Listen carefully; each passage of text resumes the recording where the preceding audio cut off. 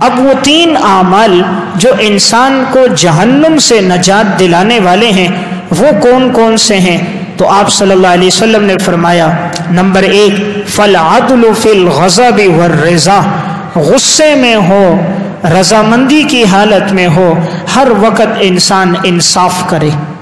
Number 1 غصے میں بھی انصاف کرے، عام حالات میں بھی انصاف کرے، عدل، اپنے آپ کو ظلم سے بچائے، کسی پر ظلم نہ کرے، ہمیشہ عدل پہ زندگی گزارے۔ بنی اسرائیل کے اندر ایک قاضی تھا، لوگوں میں فیصلہ کیا کرتا تھا۔ انتقال کا وقت قریب آیا تو اس نے کہا، تم دیکھنا میں ساری زندگی لوگوں میں فیصلے کرتا رہا، آخر میرے ساتھ کیا ہوتا ہے، تو تم مجھے جلدی دفن نہ کرنا، میری لاش کو رکھنا، اگر میرے اوپر کوئی عذاب ہوگا تو تم مجھے پکارنا، اللہ کی ذات سے امید ہے، اللہ میرے جسم میں روح ڈالے گا، میں تمہیں جواب دوں گا۔ اس کا انتقال ہوا، اس کی لاش گھر میں پڑی تھی، تھوڑا وقت گزرا تھا، کیا دیکھا کہ اس قاضی کا جو کان ہے یہ ایک دم ختم ہو گیا، کسی چیز نے گویا اس کو کھا لیا اور یہ جگہ بالکل خالی تھی۔ تو گھر میں ایک شخص نے آواز دی کہ آخر یہ تمہارے کان کا گوشت کہاں چلا گیا؟ تو اللہ نے اس میں روح ڈالی، اس نے جواب دیا، کہا کہ میں لوگوں میں فیصلے کیا کرتا تھا، زندگی عدل میں گزری، لیکن ایک دفعہ ایسا ہوا کہ فیصلہ کرنے کے لیے 2 آدمی میرے پاس آئے، تو میں نے ایک کی بات غور سے سنی، کان لگا کر سنی، متوجہ ہوا، دوسرے کی بات میں نے توجہ سے نہیں سنی، لاپرواہی میں سنی، فیصلہ اگرچہ میں نے ٹھیک کیا لیکن ایک کی بات کو توجہ نہ دی، دوسرے کو توجہ دی، ایک کو سامنے بٹھایا، دوسرے کو کھڑا رکھا۔ اس عمل کی وجہ سے جس کان سے میں نے صحیح سنا نہیں تھا، اللہ نے اس کان کو عذاب میں مبتلا کر دیا۔ اس لیے ہر عمل کا ایک بدلہ ہے، ایک جزا ہے، تو اس نے جو عمل کیا اس کو جزا مل گئی۔ تو اللہ تعالیٰ جو بات بیان فرما رہے ہیں اور حدیث میں جو تاکید آئی یہاں وہ ہے انسان غصے میں بھی انصاف کرے، نارمل حالات میں بھی عدل ہو، کسی پر ظلم نہ ہو، نہ اپنے والدین پر نہ رشتہ داروں پر۔ ظلم کی سزا انسان کو دنیا میں مل جاتی ہے۔ اردو کی کتاب ہے مکافات عمل، اس میں انہوں نے ایک واقعہ لکھا۔ ایک شخص یہ واقعہ سناتے ہیں کہ ہم ملیشیا میں تھے، ہمارے ساتھ ایک شخص تھا، اس کا نام تھا چچا رحمت، ہم اس کو کہتے تھے۔ 55 سے 60 سال کے درمیان اس کی عمر تھی۔ کہا یہ ہمارے ساتھ ملیشیا میں کام کرتا تھا، ایک ہوٹل میں۔ ہم سارے لوگ شب جمعے میں جمع ہوتے اور وہاں مرکز میں جاتے، بیان سنتے۔ ہفتے میں ایک دن آپس میں ہماری گفتگو ہوتی تھی، ہم سب جاتے تھے لیکن یہ نہیں جاتا تھا۔ کہاں اس کی زندگی بڑی تنگ دستی میں اور فقر میں گزری تھی، ہر وقت یہ پریشان رہتا تھا۔ یہ پیسہ بچانے کے لیے کبھی فٹ پاتھوں پہ سوتا، کبھی سڑکوں پہ سوتا، بالکل نارمل چیز کھاتا تاکہ اس کی رقم کچھ بچ جائے، میلے کچیلے کپڑے، ہر وقت تنگ دستی کی حالت، پریشان حالت میں ہوتا، نہ رات کو اسے نیند آتی نہ دن کو سکون ہوتا، ہر وقت کیفیت یہ تھی۔ کہتے ہیں ایک دفعہ ہم نے اس کو دعوت دی کہ مرکز چلتے ہیں، لیکن یہ نہ آیا، تو میں نے سوچا ہو سکتا ہے کہیں بیمار نہ ہو۔ ایک دن گزرا، دوسرا دن نظر نہ آیا، تو ہم اسے تلاش کرتے رہے، آخر یہ ہمیں ملا۔ ہم نے کیا دیکھا کہ یہ بیمار ہے اور حالت اس کی یہ ہے کہ اس نے کچھ کھایا نہیں تھا۔ تو کہتے ہیں میں گیا، دودھ ڈبروٹی لائی اور اسے کھلایا۔ تو یہ چچا رحمت نے مجھے اندر بلایا اور کہنے لگا میں آج آپ کو اپنی زندگی کا واقعہ سناتا ہوں، تم لوگوں کو بھی سناؤ تاکہ لوگ عبرت حاصل کریں۔ کہنے لگا کہ آج جو اللہ نے مجھے سزا دی ہے یہ میرے اپنے ایک گناہ کی وجہ سے ہے۔ اس نے اپنا واقعہ سنایا، کہا کہ ہم 3 بھائی اور 2 بہنیں تھیں۔ میری ابتدائی زندگی آوارگی میں گزری، میں نشہ بھی کرتا تھا علاقے کے اندر، گویا کہ میں ایک بدماش تھا، جس پہ چاہے ظلم کرتا، جس کے مال پہ چاہے میں قبضہ کر دیتا۔ میں نے خود عشق کیا اور عشق کے بعد میں نے شادی کی۔ شادی کے بعد میری گھر والی نے مجھ سے کہا تیرے والد کے پاس زمینیں بہت ہیں، تم ایسا کرو والد سے کہو یہ زمین تمہیں دے دے۔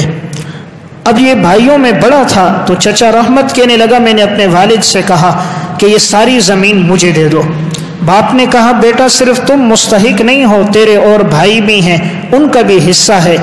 تو انہوں نے کہا چلو تقسیم کرو۔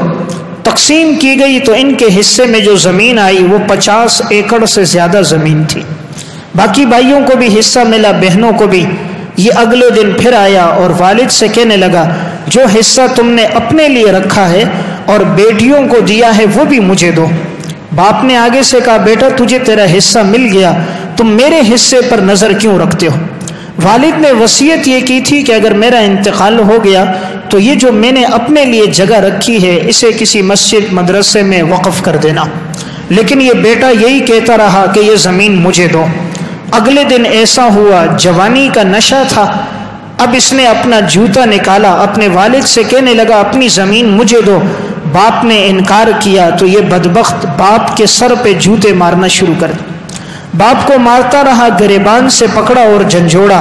جب اس نے زور سے جو مارا تو وہ کان پہ لگا، باپ بے ہوش ہو کے گر گیا۔ جوانی کا عالم تھا، سمجھا نہیں اور وہاں سے نکل کے چلا گیا۔ کافی دیر کے بعد جب والد کو ہوش آیا تو اس کی والدہ کو جب پتہ چلا دوڑتی ہوئی آئی، کیا دیکھا کان سے خون بہہ رہا ہے، رخسار سے خون بہہ رہا ہے۔ تو پوچھا اپنے شوہر سے کیا ہوا؟ کہا تیرے بیٹے نے میرا یہ حشر کیا۔ لیکن ماں باپ کے دل میں اولاد کے لیے بڑی محبت ہوتی ہے، بڑی شفقت اور نرمی ہوتی ہے۔ اس وقت بھی والد نے بد دعا نہیں کی اپنے بیٹے کو، صرف ایک بات کہی کہ اے اللہ میری اولاد تو ایسی تھی کہ اس نے میرے اوپر ہاتھ اٹھایا، اے اللہ میرے اس بیٹے کو کوئی بیٹا نہ دینا کہ وہ اس پر کل ہاتھ اٹھائے۔ اس نے میرے اوپر تو ہاتھ اٹھا دیا، اے اللہ تو اسے کوئی ایسا بیٹا نہ دینا کہ جو اس کے اوپر ہاتھ اٹھائے۔ بیٹے کے لیے بد دعا نہیں کی۔ اب یہ بیٹا تو چلا گیا، ماں کو جب پتہ چلا کہ اس نے یہ کام کیا ہے تو ماں بیٹے کے پاس گئی، کہا بدبخت تو نے ایسا کیوں کیا؟ اس نے کہا اگر تو باز نہ آئی تو تیرے ساتھ بھی یہ کروں گا۔ ماں نے دیکھا کہ اسے بات سمجھ نہیں آ رہی تو اس نے کہا اگر تجھے جگہ چاہیے تو تیری بہنیں کہہ رہی ہیں ہمارے حصے کی زمین بھی تو لے لے، لیکن دوبارہ کبھی والد کی طرف میلی آنکھ سے نہ دیکھنا، اسے کوئی تکلیف نہ پہنچانا۔ بہنوں نے اپنا حصہ بھی اس بھائی کو دے دیا۔ اب یہ کہتے میری شادی ہو گئی، میرا والد اسی صدمے میں کہ میں نے ہاتھ اٹھایا، چند ماہ گزرے تھے کہ اس کا انتقال ہو گیا۔ اب اللہ کی طرف سے پکڑ تو آتی ہے، وَمَن يَعْمَلْ سُوءًا يُجْزَ بِهِ، ہر برے عمل کا بدلہ انسان کو دنیا میں دے دیا جاتا ہے۔ اب اللہ کی طرف سے پکڑ آئی، جو عشق کے ساتھ اس نے شادی کی تھی، چند سال ہی گزرے تھے کہ اب گھر والی کینسر کی بیماری میں مبتلا ہو گئے۔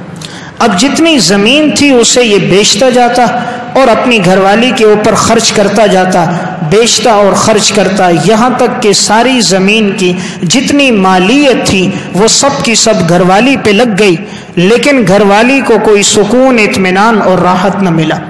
کئی سال وہ بیماری میں رہی، اب اس سے اس کی 4 بیٹیاں پیدا ہو گئی۔ بیماری کے اندر علاج کراتا رہا، آخر اس گھر والی کا انتقال ہو گیا۔ اس نے دوسری شادی کی، اس سے بھی 3 بیٹیاں پیدا ہوئیں، کوئی بیٹا پیدا نہ ہوا۔ دوسری گھر والی کو بھی بیماریاں تھیں، خرچ کرتا رہا، اس کا بھی انتقال ہو گیا۔ اس نے تیسری شادی کی چچا رحمت نے، اس سے بھی اس کی 4 بیٹیاں پیدا ہوئیں، کوئی بیٹا پیدا نہ ہوا۔ اب اس کے گھر کے اندر 11 اس کی بیٹیاں ہو گئی، ایک 4 سے، دوسری بیوی سے 4، ایک سے 3، 11 بیٹیاں، کوئی بیٹا پیدا نہ ہوا۔ جو باپ نے بد دعا کی تھی کہ یا اللہ اس کو بیٹا نہ دینا جو اس پر ہاتھ اٹھائے، تو باپ کی بد دعا تیر بہدف تھی، 3 شادیاں کی، کوئی بیٹا نہ ہوا۔ پھر یہ چچا رحمت کہتا میری یہ 11 بیٹیاں اب گھر میں جوان ہو چکی ہیں، لیکن کوئی رشتہ مانگنے کے لیے نہیں آتا۔ جتنی زمینیں تھی وہ سب کی سب خرچ ہو گئی بیماریوں پریشانیوں میں۔ اب گھر میں کھانے کے لیے کچھ نہیں ہے تو میں یہاں ملیشیا کام کرتا ہوں، ہوٹل پہ مزدوری، چند روپے جوڑتا ہوں، فٹ پاتھوں پہ زندگی گزارتا ہوں، تنگ دستی کی زندگی کے کچھ پیسے بچ جائے اور اپنے گھر بھیجوں تاکہ بچیوں کے لیے خرچہ ہو۔ کہا یہ جو میری زندگی رسوائی کی ہے، یہ میرے والد کے ساتھ جو میں نے ظلم کیا، یہ اس کا نتیجہ ہے۔ کہا ہم نے دیکھا چند سال یہ زندہ رہا، اس کے بعد اس کا انتقال ہو گیا، تو اللہ نے اس کو اس کے ظلم کا بدلہ دنیا میں دے دیا۔ تو اس لیے آپ صلی اللہ علیہ وسلم جو نصیحت فرما رہے ہیں ہمیں کہ اگر تم یہ چاہو کہ تمہیں جہنم سے نجات ملے فالعدل فی الغضب والرضا، ہمیشہ انصاف کرنا، والدین سے بھی، اولاد سے بھی، رشتہ داروں سے بھی، ظلم کے قریب انسان نہ جائے، عدل پر اپنی زندگی گزارے۔ دوسری بات آپ صلی اللہ علیہ وسلم نے فرمائی کہ جس سے انسان کو جہنم سے نجات ملے گی، آپ نے فرمایا والقسط فی الفقر والغنا، میانہ روی اختیار کرو، چاہے تنگ دستی کی زندگی ہو یا مالداری کی زندگی ہو، میانہ روی اختیار کرو، اعتدال، افراط تفریط نہ ہو۔ شریعت اس سے انسان کو روکتی ہے افراط تفریط سے بچے، ہر چیز میں اعتدال کا راستہ لے، درمیانہ راستہ۔ ایک کپڑا ہزاروں روپے کا ہے، ایک کپڑا چند روپے کا ہے تو وہ درمیان کا کپڑا خریدے۔ ایک جوتی ہزاروں روپے میں ہے، ایک جوتی چند ٹکوں میں ہے، درمیانی جوتی خریدے۔ ہر چیز میں جب انسان اعتدال پہ چلتا ہے، میانہ روی پہ چلتا ہے تو کبھی پریشان نہیں ہوتا۔ شریعت کی تعلیمات کتنی میانہ روی کی ہیں۔ سنن ابی داؤد کی روایت ہے، آپ صلی اللہ علیہ وسلم مسجد آئے، ابو بکر صدیق رضی اللہ تعالیٰ عنہ تہجد پڑھ رہے ہیں اور بہت آہستہ قرات کر رہے ہیں۔ آپ صلی اللہ علیہ وسلم حضرت عمر کے پاس سے گزرے، دیکھا کہ عمر بھی تہجد پڑھ رہے ہیں اور بلند آواز سے قرات کر رہے ہیں۔ آپ صلی اللہ علیہ وسلم نے دونوں کو صبح بلایا، ابو بکر سے پوچھا تم بہت آہستہ قرات کر رہے تھے؟ فرمایا یا رسول اللہ، میں اللہ کو سنا رہا تھا اور اللہ ہر سرگوشی کو، ہر بات کو سنتا ہے، اس لیے تیز آواز میں قرات کی ضرورت نہیں تھی۔ آپ نے کہا عمر تم کیوں بلند آواز سے کر رہے تھے؟ فرمایا یا رسول اللہ، شیطان کو بھگا رہا تھا، سوئے ہوئے لوگوں کو جگا رہا تھا۔